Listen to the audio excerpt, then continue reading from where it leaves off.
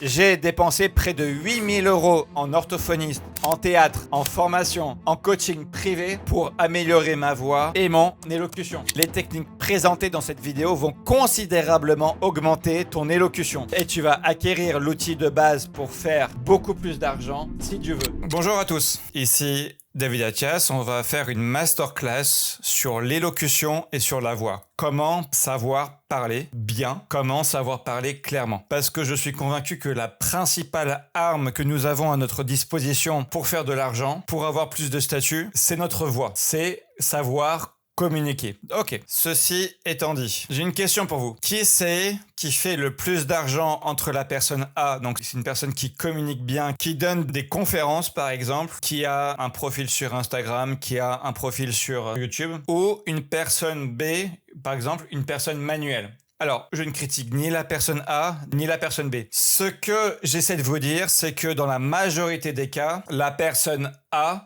qui se sert de sa voix pour son travail fera plus d'argent qu'une personne manuelle, d'accord? Alors, en termes d'icônes, peu importe leurs opinions politiques, ce n'est pas le sujet. Là, je te donne des exemples d'orateurs que moi j'admire pour leur élocution parfaite, d'accord? Alors, nous avons David Laroche, qui est un coach de vie super connu. Nous avons les frères Tate, Luke Tate et Andrew Tate. Andrew Tate, peu importe ce qu'il a fait dans la vie, peu importe les procès en cours, etc., sa manière de parler, sa manière de s'exprimer, elle est vraiment inspirante. Et une des raisons pour laquelle il est devenu si riche, c'est parce que il arrive à parler vite et à parler clairement, ce qui est vraiment rare. Ensuite, nous avons Alex Hormozi avec sa femme Leila. Ils ont fait des tonnes de vidéos YouTube, des tonnes de contenu sur Instagram, plus des tonnes de conférences devant plusieurs centaines de personnes. Ils s'expriment aussi avec beaucoup de facilité et s'expriment avec clarté. Nous avons notre cher Oussama Ammar qui lui parle toujours clairement mais lentement, d'une manière posée. J'aime beaucoup ça chez lui. Et nous avons l'ancien président des États-Unis,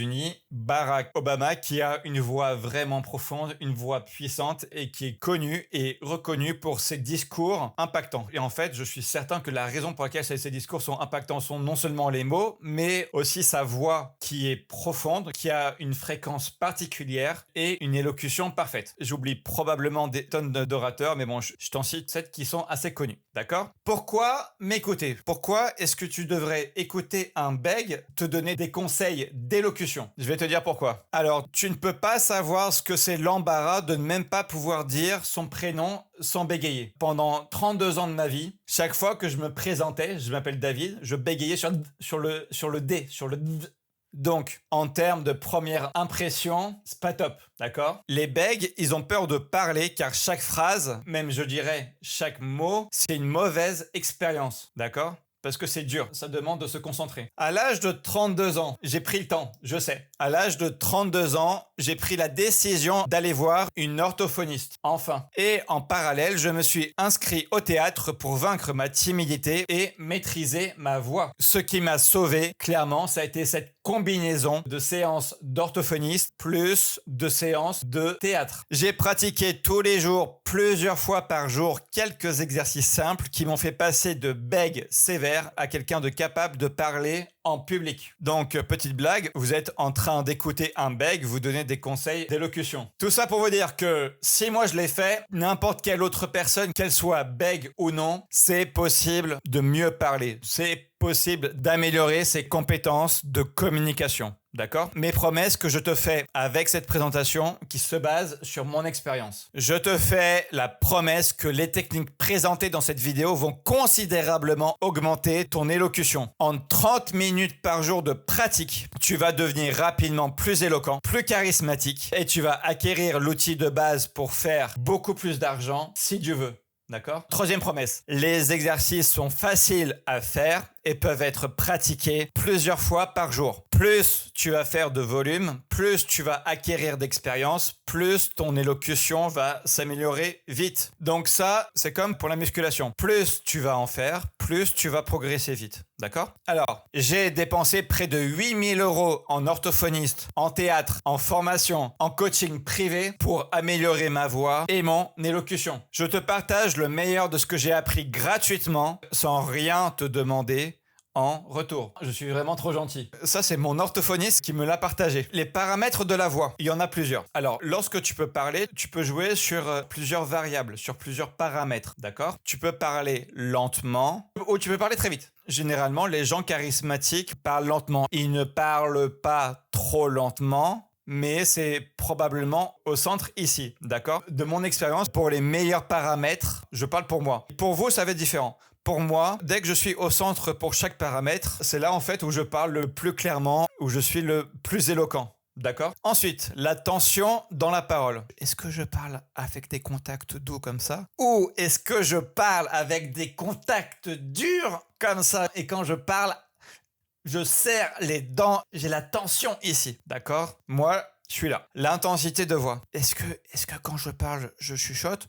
Ou est-ce que quand je parle, je crie? Désolé. Normalement, vu que je viens de crier, ça devrait faire baisser la rétention de la vidéo parce que les gens, ils vont croire que je suis fou. Et ils ont raison. Donc là, en ce moment, l'intensité de voix que j'ai, enfin, c'est probablement amélioré un petit peu avec le montage, je dois l'avouer, et aussi avec ce micro. Je suis ici. Maintenant, l'articulation. Quand c'est articulé, c'est que tu n'articules pas. Quand c'est hyper articulé, ça veut dire que tu articules bien. Moi, je suis au centre. Les pauses. Donc les pauses, ça va... Quand je parle, ok. Quand je parle, je prends une pause. Ou quand je parle, je ne prends pas aucune pause. Voilà. Donc moi, ce que j'essaie de faire, et ça c'est vraiment volontaire, je me concentre vraiment sur ça, c'est que chaque 3 ou 5 mots, je prends une pause. Donc je suis là. L'intonation.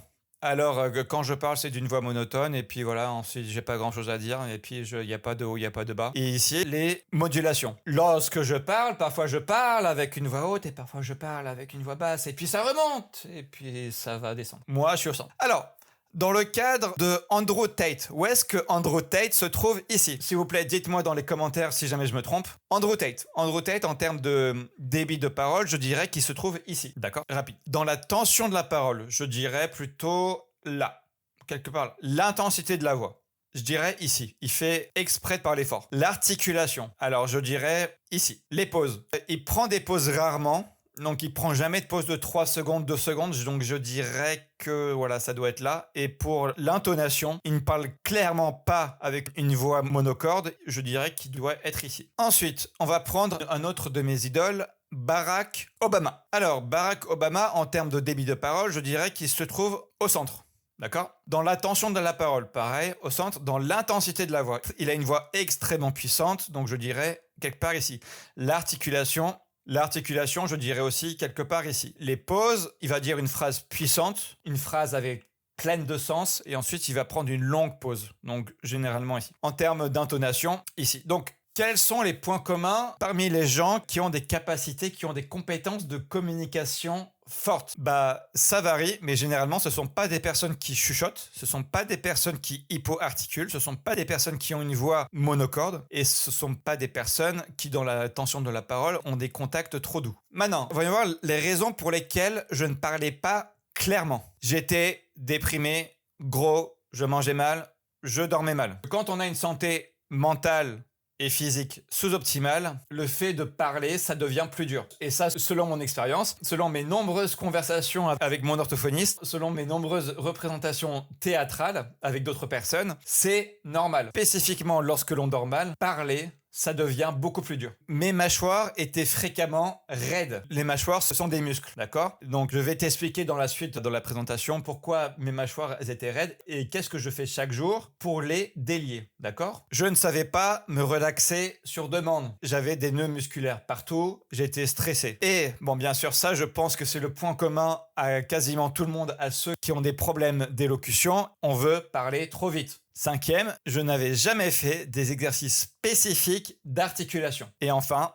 je n'avais jamais fait d'exercice de musculation de la voix, c'est-à-dire de mes cordes vocales. Alors, première raison, j'avais une mauvaise santé. Une santé physique, mentale, sous-optimale affectait, et en fait ça affecte encore, chaque fois que je dors mal, ça affecte encore mon élocution. Car lorsque j'ai une santé sous-optimale, j'ai besoin de me concentrer bien plus sur mon articulation et sur ma respiration lorsque je parle. Alors que lorsque je dors bien, je ne me concentre même pas sur ma parole, même pas sur ma respiration, ce qui est cool. Pourquoi se rendre la vie moins agréable? Donc si on veut bien communiquer, travaillons sur notre santé d'abord. Je te donne les les solutions dans mes précédentes vidéos. Les liens dans la description. Je t'ai fait une vidéo sur la nutrition, une vidéo sur la digestion, une vidéo sur le subconscient, une vidéo sur la relaxation et une vidéo sur le sommeil. Si tu maîtrises ces piliers, ça va être bien plus facile de communiquer, d'accord? Raison suivante, j'avais mes mâchoires extrêmement raides. Environ 5 à 8% des Français souffrent de bruxisme. Qu'est-ce que le bruxisme? Ça veut dire que pour raison de stress, et en fait, c'est pas forcément conscient, ça peut être de manière non consciente, les dents du haut frottent contre les dents du bas. Et ça va entraîner une tension musculaire au niveau des mâchoires, d'accord? Alors, ceux qui souffrent de bruxisme, ils ont les mâchoires raides particulièrement lors du réveil, d'accord? Les mâchoires peuvent être raides aussi après avoir parlé pendant longtemps. Longtemps, c'est relatif et longtemps, c'est propre à chaque personne. Moi, je te dis qu'après chaque vidéo YouTube que je tourne, j'ai mes mâchoires super raides, d'accord? C'est des vidéos qui durent de 15 minutes jusqu'à 1 heure. Voyons ensemble quelques exercices simples et courts pour te délier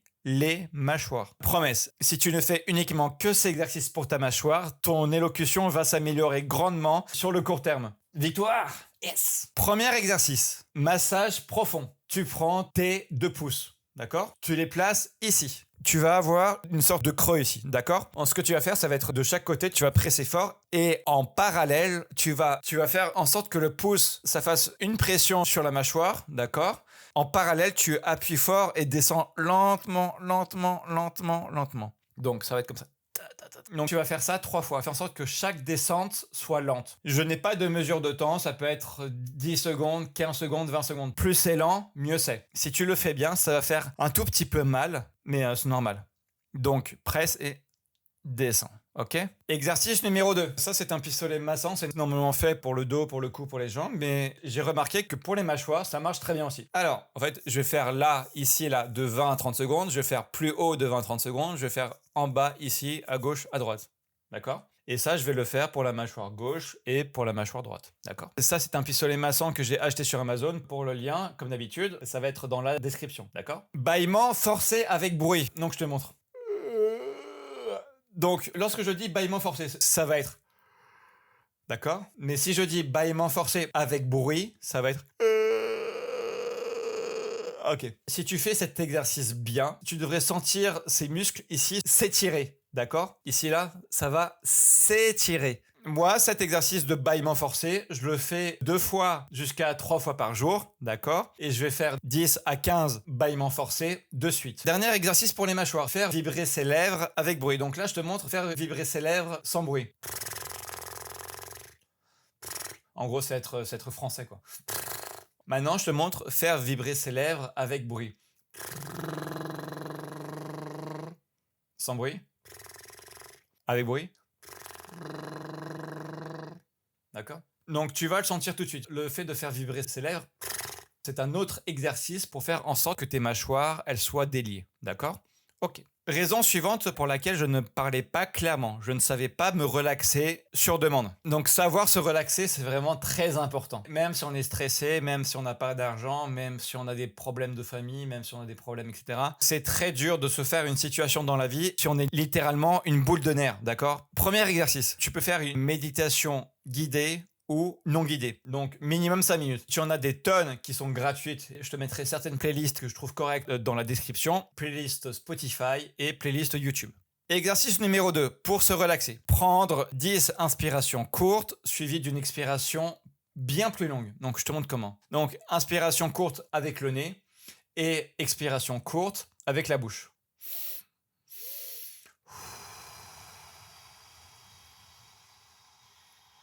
Ok. Mets cette vidéo en pause, fais-le maintenant, prends 3 à 5 inspirations courtes suivies d'une expiration longue et je te garantis que tu verras tout de suite que tu vas te sentir plus relax de suite, d'accord? Après, j'ai appris un autre exercice que j'aime bien faire, c'est le souffle physiologique. Je l'ai appris de ce monsieur-là, c'est un PhD, c'est un docteur à l'université de Stanford, il s'appelle Andrew Huberman et c'est le souffle physiologique. Donc ça marche comme ceci, c'est une inspiration longue avec le nez, suivie d'une inspiration plus courte avec le nez, suivie d'une expiration longue avec la bouche.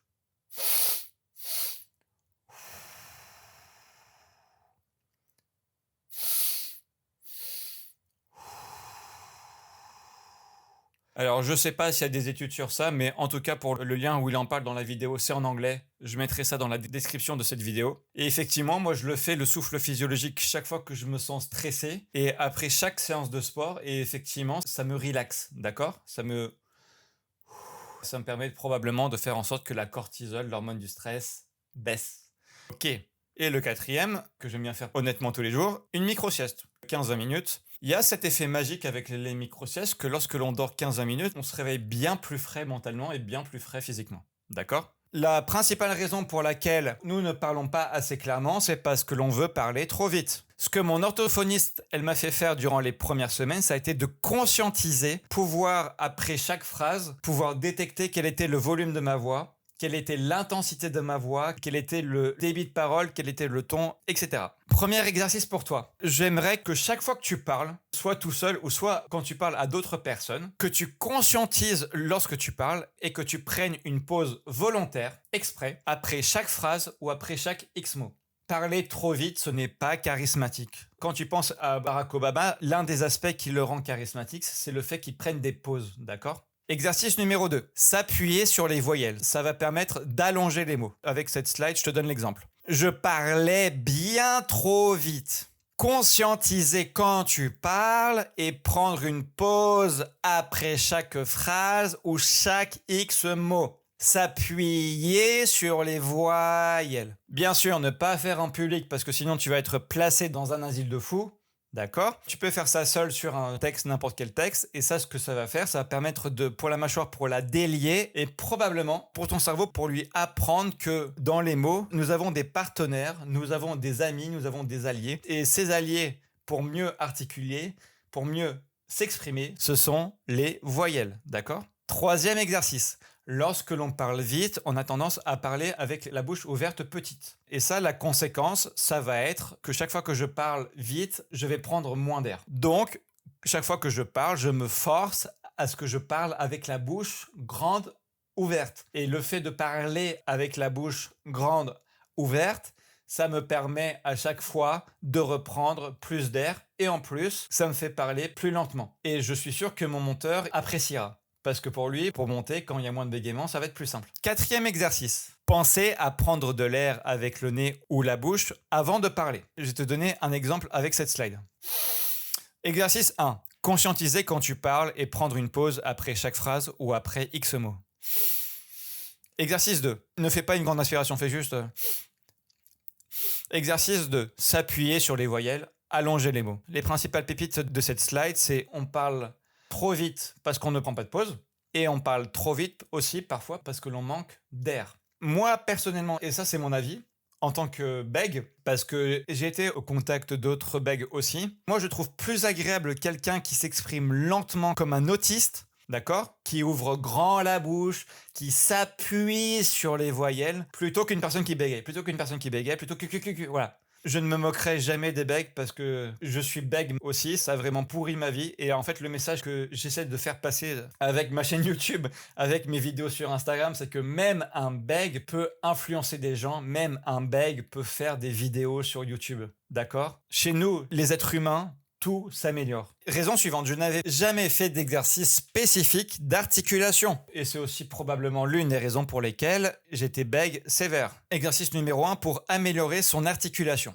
Je te conseille de le faire seul parce que sinon tu vas être pris pour un fou. Lire un texte chaque matin en s'appuyant fort sur les voyelles. Ça peut être des affirmations positives, comme ça tu fais d'une pierre deux coups. Si tu sais pas ce que c'est des affirmations positives, je t'en parle dans une vidéo précédente et pour le lien ça va être dans la description. Donc lire un texte chaque matin en s'appuyant fort sur les voyelles, comme ce que je t'ai montré juste avant. Exercice du bouchon de bouteille. Il est là.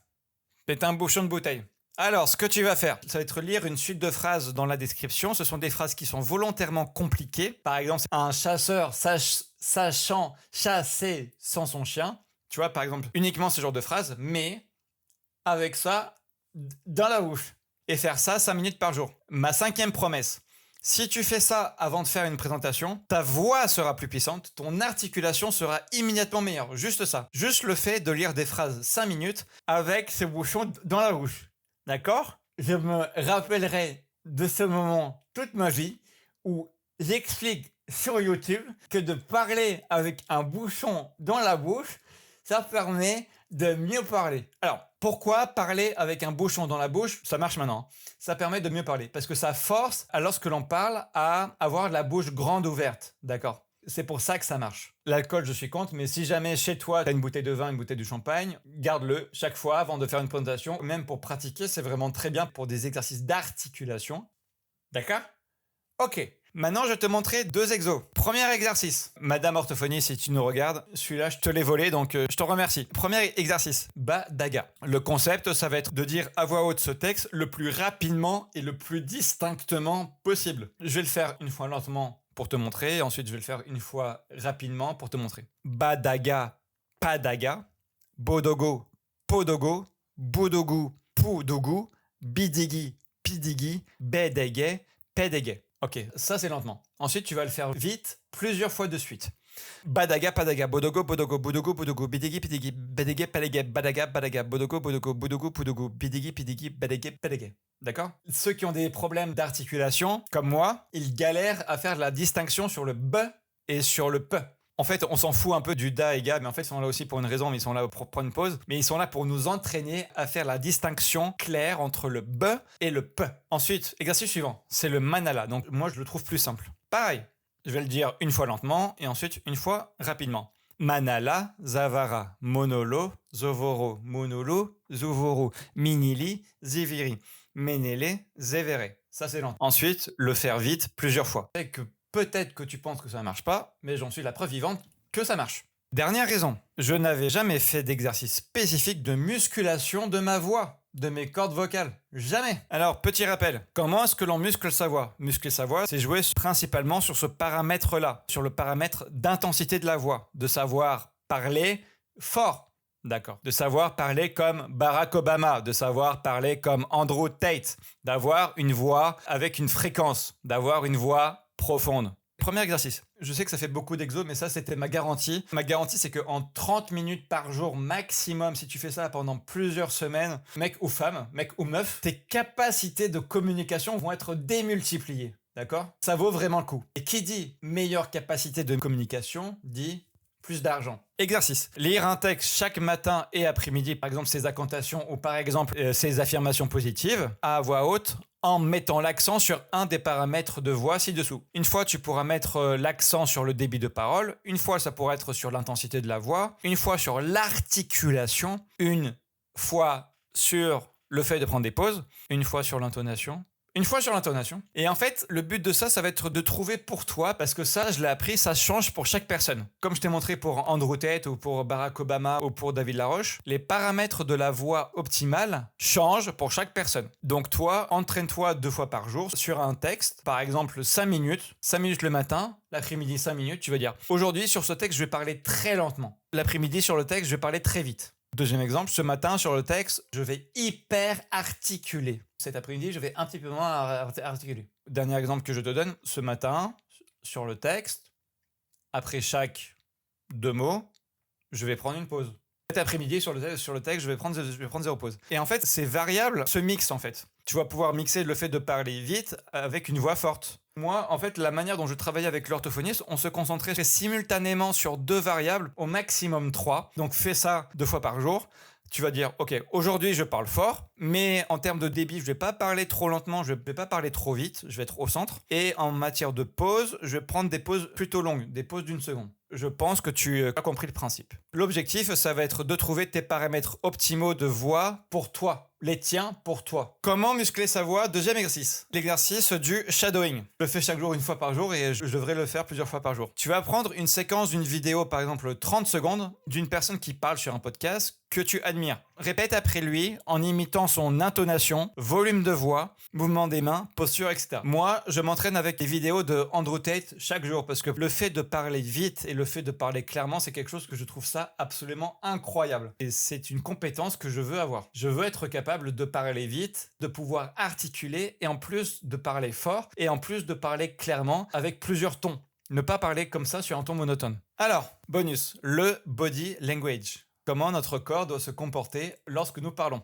Nous ne sommes pas des robots. On ne parle pas comme des robots. Lorsque l'on parle avec les bras qui sont collés sur le côté comme ça fait robotique, ça fait bizarre, ça ne fait pas humain. D'accord? Exercice numéro 1. Bouger les mains. Bouge les mains pour accompagner ce que tu dis. Les mouvements n'ont pas besoin de faire sens. D'accord? Bouger les mains m'a énormément aidé à réduire mon bégaiement. Deuxième bonus, les chewing-gums. Pourquoi est-ce que je parle de chewing-gum dans une présentation, dans une masterclass sur l'élocution? Tu vas être surpris. Ça, c'est mon orthophoniste qui me l'a dit. Les chewing-gums, pour ton élocution, c'est terrible. Ça va faire en sorte que tes mâchoires, elles se raidissent, d'accord? Moi aussi, pour les chewing-gums, j'adore. J'aime mâcher. Mais tu verras que si tu mâches un chewing-gum, je sais pas, pendant une demi-heure, 1 heure, par exemple, et que après tu essaies de faire une présentation, qu'après tu essaies de parler pour ta vidéo YouTube, pour ton contenu de manière générale, tu verras que c'est plus difficile. D'accord? Deuxième niveau de bêtise. Alors là, je peux le dire parce que je l'ai fait aussi. Il y a cette tendance sur Instagram d'acheter des chewing-gums qui sont très durs pour avoir les mâchoires carrées, avoir les mâchoires musclées, avoir une mâchoire de Tchad, d'accord? Alors ça, si les chewing-gums mous, c'est mauvais, d'accord? C'est mauvais pour l'élocution. Les chewing-gums durs, bah ça c'est une bêtise supérieure. C'est une clownerie supérieure. Et je peux critiquer parce que je l'ai fait. Je te raconte une petite histoire. Je suis allé voir mon orthophoniste un jour, le soir vers 6h, je vais mâcher un chewing-gum dur. À un moment donné, elle me voit arriver, elle me voit mâcher avec le chewing-gum, et ensuite elle me demande mais pourquoi est-ce que tu mâches le chewing-gum? Bah je lui dis bah j'aime bien, moi ça me détend, et pour les effets j'aime bien quoi. Et c'est là qu'elle m'explique bah écoute, probablement que l'une des raisons pour laquelle tes mâchoires elles sont raides tout le temps, c'est parce que d'une, tu as le bruxisme, et de deux, c'est parce que tu mâches des chewing-gums tout le temps. Pour te montrer à quel point je suis allé dans le délire très loin parce que je voulais vraiment avoir des mâchoires raides, j'ai acheté ça. D'accord? Ça, je te montre ce que c'est. Ça, c'est pas un chewing-gum, mais c'est un morceau de plastique. Tu le mets là et tu le croques. L'objectif, c'est que pour la mâchoire, ça se muscle, d'accord? Peut-être que ça marche, peut-être que ça ne marche pas, je ne sais pas. En tout cas, ce que je peux te garantir, ce que je peux te promettre, c'est que pour ton élocution, c'est terrible. Et ce que je peux te garantir, c'est que tous ceux qui te vendent ça, avant qu'ils tournent leur vidéo, s'ils parlent durant leur vidéo et qu'ils te montrent ça, bah je te garantis qu'ils font des exercices d'élocution, des exercices d'articulation de bâtard avant, parce que c'est très dur de parler lorsque les mâchoires sont raides, d'accord? Ok, très dur, très dur, très dur. Maintenant, je vais faire un petit récapitulatif, d'accord? De tout ce qu'on s'est dit jusqu'à présent. Qui dit meilleure santé, dit par défaut meilleure élocution. Si tu arrives à avoir un bon sommeil, une bonne nutrition, à ce que tu t'entraînes correctement, à reprendre le contrôle de ton subconscient, tu auras, sans rien faire, une meilleure élocution. Le contraire de ça, c'est que dès que tu as un des aspects de santé qui te font défaut, du coup, pour parler, ça te demande plus de concentration. Et si tu te concentres pas, tu te répètes, tu bégayes, tu bafouilles, etc. Évidemment, je parle par expérience. Nous avons vu les massages faciaux, massages de mâchoire. Tu te rappelles? On a vu comment se relaxer sur demande. On a vu l'importance de prendre des pauses et aussi l'importance de s'appuyer sur les voyelles. On a vu des exercices d'articulation pour ça. On a vu des exercices de voix et on a vu que nous ne sommes pas des robots, nous sommes des humains. Lorsque l'on bouge les mains, ça rend les conversations plus naturelles. Non seulement ça aide pour que les mots sortent, et ça aide pour faire en sorte que les conversations soient plus naturelles. D'accord? Qui dit meilleure élocution dit charisme plus élevé, et donc plus d'argent, et donc plus de statut social, et donc de meilleures expériences de vie. Expérience de vie que ce soit professionnelle, expérience de vie que ce soit pour le dating, les partenaires sexuels en général, ne trouvent pas sexy quelqu'un qui ne sait pas s'exprimer. Et moi, je n'ai pas su m'exprimer pendant 32 ans. Ça m'a pris 32 ans pour que je me bouge le cul quand même, et que je me dise, en fait, peut-être que ce que j'ai, ça peut se guérir. Ça ne peut pas se guérir, mais en fait, pour les effets, ça peut se minimiser énormément. D'accord? Voilà, c'est tout pour aujourd'hui. Donc si tu as trouvé de la valeur, merci beaucoup pour avoir regardé cette vidéo jusqu'à la fin. Si tu as kiffé, si je t'ai apporté de la valeur, je te demande un petit service. Je te demande 2 clics. Cette présentation, pour faire les slides, ça m'a pris 1h30. Pour le tournage, ça m'a pris 2 heures. Pour le montage, j'ai payé quelqu'un 200 €. Et comme dit en ce début de présentation, j'ai payé plus de 8000 € en formation, théâtre, etc., etc., en coach. Et moi, je te donne tout ça gratuit. Tout ce que je te demande en échange pour que ce soit win-win, c'est que tu appuies sur le bouton « Je m'abonne » et que tu actives les notifications. 2 clics. Merci à toi. À plus.